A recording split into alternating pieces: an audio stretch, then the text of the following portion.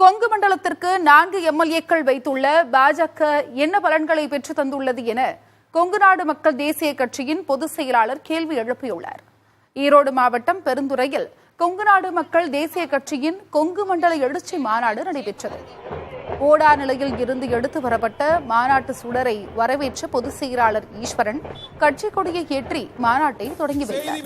மாநாட்டில் கால்நடை விவசாய உபகரணங்கள் கண்காட்சியும் இடம்பெற்றிருந்த நிலையில் திமுக மற்றும் அதன் கூட்டணி கட்சியினர் மாநாட்டில் கலந்து கொண்டனர்.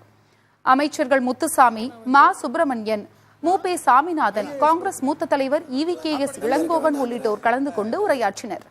தமிழக அரசுக்கு நன்றி கூறுதல், கொங்கு மண்டல திட்டங்களை நிறைவேற்றுவது உள்ளிட்ட 27 தீர்மானங்கள் நிறைவேற்றப்பட்டன.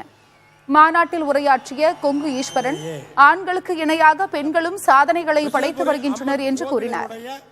அந்த அரங்காவலர் கொண்ட பாசத்திற்காக தோல்வியை பற்றி கவலைப்படாமல் இன்றைக்கு என்ன சொன்னாங்க?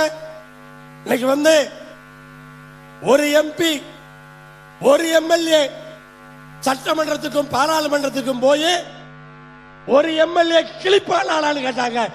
கிளிக்கிறமா இல்லையா? இப்ப கிளிக்கிறமா இல்லையா? சரி, பாரதிய ஜனதா கட்சியில எம்எல்ஏ 4 பேர் இருக்காங்க. சட்டமன்றத்தில் என்ன கிழிச்சாங்கன்னு சொல்லுங்க பாப்போம். அந்த 4 பேரும் இந்த கொங்கு நாட்டுக்கு என்ன கிழிச்சாங்க சொல்லுங்க பாப்போம்.